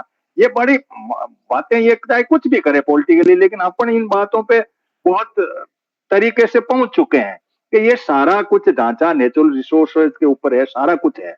मान लो हमने नेचुरल रिसोर्स खोद लिया, हमने डॉलर से भंडार भर लिए, रुपयों से भंडार भर लिए, लेकिन अर्थ ओवरशूट डे के इस मॉडल पर यदि मानव सभ्यता इस मुकाम पर पहुंच जाती है कि बायोडाइवर्सिटी खत्म होने के अंदर हो, तो फिर तो खत्म होने की स्थिति में नहीं पहुंचती है। जीव जंतु पशु पक्षी को खाने के सिवाय विकल्प क्या रहेगा मानव के पास? कौन सी व्यवस्था? जब आप किसान को उस तरह से नहीं करोगे, किसान की एक तरह से आपने साइड में कर दिया, इस कमेरा वर्ग को आपने साइड में कर दिया, इंडस्ट्री डिजिटल इनको ले लिया, डॉलर को ले लिया, पैसे ले लिया, खाने खोद ली, धन ले लिया, सारा एक मॉडल हो गया जिसको विकसित भारत का आपने नाम दे दिया। आप तालियां पीट रहे हैं, जा रहे हैं, इधर आपने इसको ब्रीड ही खत्म कर दी। ये भारत की कहानी नहीं है, ये दुनिया की कहानी है। आज हमारा पूरा सेशन दुनिया के स्तर पे ही चल रहा है। हम इस बात पे नहीं है कि हमारी जमीन चली जाएगी, वो चली जाएगी, जाए जमीन कहीं भी जाए, लेकिन स्थिति ये है कि इस ब्रीड को खत्म करने के अंदर इस बायो कैपेसिटी कौन करेगा? बायो कैपेसिटी का मतलब ही यही है कि भाई हम कोई चीजें ऐसी पैदा करें, आप पेड़ लगा के आम पैदा करें, वो करें ताकि आदमी अपना पेट भर ले। इसलिए हम अर्थ ओवरशूट डे से बाहर भी नहीं निकले और पूरा बायो कैपेसिटी का और इकोसिस्टम का फुटप्रिंट के ऊपर रहे कि उनके फुटप्रिंट क्या। फुटप्रिंट तो ये कह रहे हैं कि आप पूरा ढांचा खत्म कर रहे हो, बायो कैपेसिटी ये कह रही है कि आप किसान को खत्म कर रहे हो, जमीन छीन के इंडस्ट्रियलाइजेशन कर रहे हो। ये दुनिया की बात है। अब दुनिया की बात है तो क्या मानव इस तरफ दौड़ेगा? फिर समुद्र से कुछ निकाल के खाएगा, कुछ पेड़ पौधे खाएगा, पत्तियां खाएगा। मैं एक बार एक मीटिंग में अपने वो रिकॉर्डेड नहीं है, मैंने ये बात कही थी कि मैंने कहा अपने को अब रिसर्च इस तरफ बढ़ा देनी चाहिए, पेड़ पौधे पत्तों से हम कुछ खाना पीना बना लें। क्योंकि हमें जब वो एक आया था, वो हवाई जहाजों के अंदर जाते हैं तो वो बढ़ने का, गोली बढ़ने का जो है, वो रामनारायण जी बता रहे थे, वो है ना, वो कौन सी चीज है जिससे वो बीज बेचते हो और आप, है ना, जिससे खाद भी पैदा होता है और पशु भी होता है, उसमें एक खनिज भी पैदा होता है, जो अजोला है। अजोला तो उसका नाम है, लेकिन उसको क्या कहते हैं जी, वो मतलब ये 3 तरह की वैरायटी है, जिसमें एक वैरायटी ऐसी है जो बहुत प्रोटीन युक्त है। उसमें एक गोली आप प्रोटीन की ले लो तो मंगल ग्रह पे भी जाओ तो आपको 1 महीने पर वो गोली पे आपको एनर्जी देती रहती है। इस तरह की एक व्यवस्था है जिसका अपन ने सेशन भी किया, रिकॉर्डेड है अपने ग्लोबल यूनाइटेड में। तो ये बायोडाइवर्सिटी को खतरा तो नहीं है इस मानव सभ्यता का?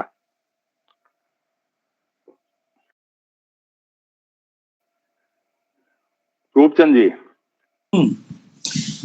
जो मैंने पहले प्ली रखा है ना कि अगर साइंस और टेक्नोलॉजी का ओवर यूज करेंगे और मिस यूज करेंगे तो सारी मानव जाति को ये खत्म कर सकते हैं।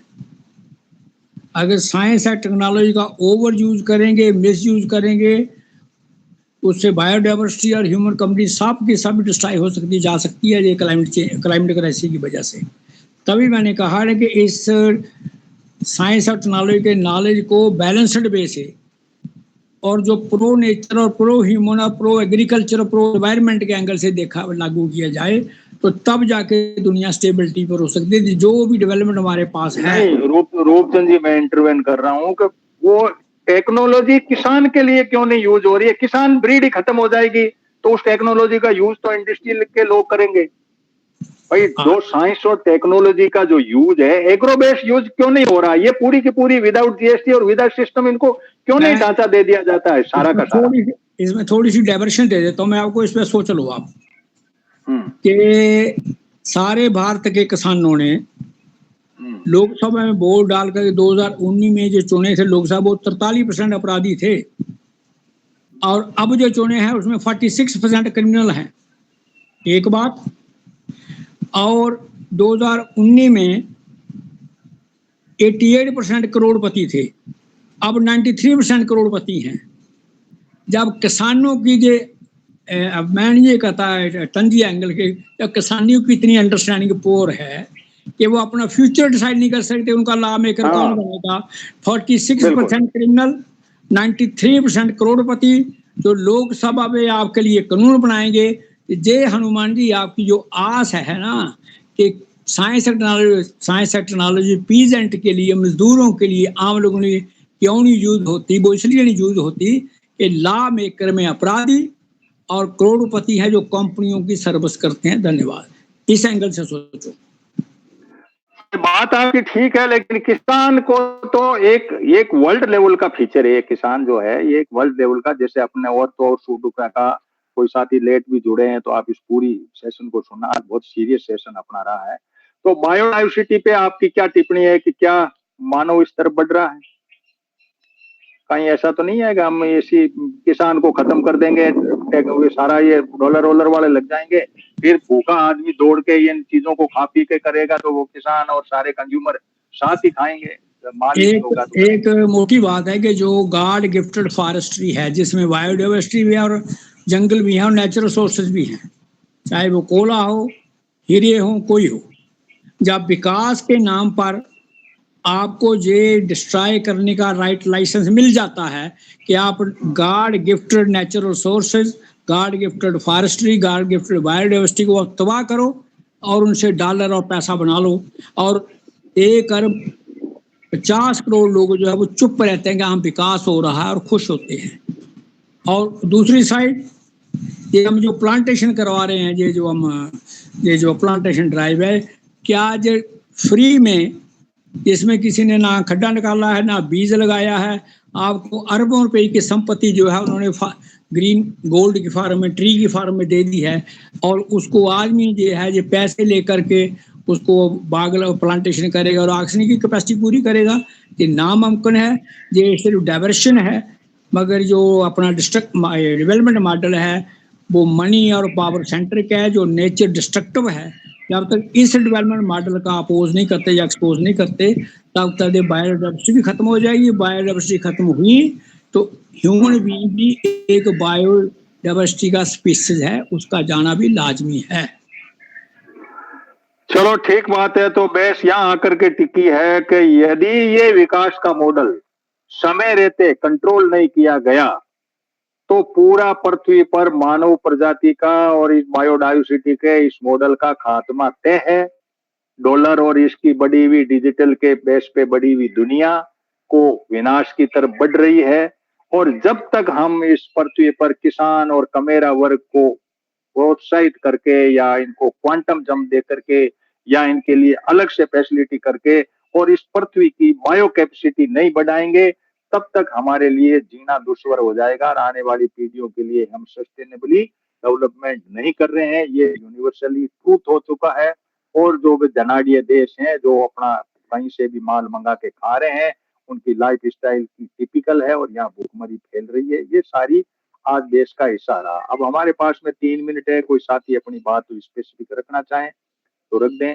आज का सेशन रिकॉर्डेड है और मेरे YouTube चैनल पर मिल जाएगा घंटे आधे घंटे में। आप इसको सीरियसली सुनना। और बाकी हमने आज कुछ बातें अहम कही है, इस पृथ्वी के लेवल पर अंतर्राष्ट्रीय स्तर पे बात सोची है। किसी साथी का कोई व्यू पॉइंट आता हो तो उसमें आप जोड़ सकते हैं। काफी लोग बोले नहीं है, सुमंत ये नहीं बोले, सुनील आप भी नहीं बोले हो, और भी कोई साथी मुझे जो नाम दिख रहे हैं। कोई बात हो तो रखें कोई। जो पृथ्वी को विनाश की तरफ हम ले जा रहे हैं और उसके अंदर किसान इस पृथ्वी को बचाने वाला एकमात्र प्राणी है, कमेरा और किसान वर्ग है जो रोटी पैदा करता है। उसको खत्म करने के अंदर सरकार की सारी योजनाएं, सारे कानून, सारे सिस्टम लगे हुए हैं और किसान अपनी जद्दोजहद पे है कि नहीं खेती में करके तुम्हें खिलाऊंगा ही खिलाऊंगा। ये बड़ी बात है, ये बहुत बड़ी बात मानता हूं। अब इनको भूखा मर, इनको मैं पूरा जैसे आज का सेशन सुनो, पूरा दिखता है कि ये मरने की तरफ बढ़ रहे हैं। कहां से लाओगे ये सब चीजें? तुम्हारी बायो कैपेसिटी का कहां से पैदा करोगे? लेकिन हम उस दिशा में बढ़ रहे हैं। फैक्ट्री के धुएं में आनंद है, रुपया जेब में डालने में आनंद है, ये सारा कुछ है। लेकिन तुम इस ब्रीड को खत्म कर दोगे, इस नस्ल को खत्म कर दोगे तो फसल कहां से लाओगे? और फसल नहीं लाओगे तो तुम्हारी पीढ़ियां खाएगी क्या? रोटी डाउनलोड नहीं होगी। ये बहुत अहम सवाल हमारे सामने है, लेकिन सरकारें सोचने को तैयार नहीं है। जैसा रूपचंद जी ने कहा कि हम सरकारें चुनते हैं ही ऐसी है। कोई मतलब आप देखो, किसान के लिए एक विरोध का स्वर खेत में खड़े किसान के लिए विरोध का कोई स्वर उभरता है, इसका मतलब है कि विनाश बिल्कुल तय है। एक पसीने से लथपथ आदमी के विरुद्ध में कोई आदमी बोल रहा हो तो उसके लिए बहुत मुश्किल है। राम प्रसाद जी, अपने 1 मिनट है, अपना बात कर दें 1 मिनट में। हाँ सर, अभी जो मेड़ता में मेला हुआ था, पशु मेला, उसके विधिवत महाराष्ट्र और मध्य प्रदेश में बेल ले गए थे किसान लोग। उनको वहाँ गो प्रेमियों ने मध्य प्रदेश में रोक लिया, किसानों को जेल में डाल दिया और गोवंश था उसको उन्होंने वो गौशाला में सारी डाल बात दिया। तो आ गई राम ये प्रसाद सब जी, सबको आ गई, सब ज्ञान है, लेकिन अगली बात आपने देखी नहीं। हमारे वित्त मंत्री ने घोषणा की है मेलों की, आप बजट पढ़ना ढंग से, मैंने पहली सर, बार ही ये सुना। मैं खास बात ये कहना चाहता हूँ कि यहाँ जो हमारे नागौर जिले का प्रभारी आया था, एक एमएलए ने खड़े होकर के कहा कि ये सब बेलों वाला मामला, बोला ए बैठ जा तू, उसको बिठा दिया, बोला हम तो मेले तो खत्म करने जा रहे हैं, आप किस मेले की बात करें, बैठ जाओ। बजट ये है बजट बजट स्थिति। पढ़ना, बजट में ये मेले बढ़ाने की बात कर रहे हैं। चलो, अब देखो, कहते कुछ है करते कुछ है, कानून किसके लिए बन रहे हैं? पैसे की भूख, और ये सारी परिस्थिति हमारे सामने है। हमें अपने लेवल पे अपने चिंतन रखना चाहिए और कौन से वर्ग के साथ में खड़े रहना चाहिए, ये हमारे लिए बहुत जरूरी है कि हम किनको बचाएं, ताकि ये मानव सभ्यता बचे, पृथ्वी बचे, जीव जंतु बचे, बायोडायवर्सिटी बचे, जल जमीन जमीन बचे। इन सब बातों का चिंतन करते हुए आज का सेशन ओवर किया जाता है। 1:02 हो गया, और कोई लेट जुड़े हैं तो आप अपना इस पे यूट्यूब चैनल पे सुन लेना। Thank you to all of you.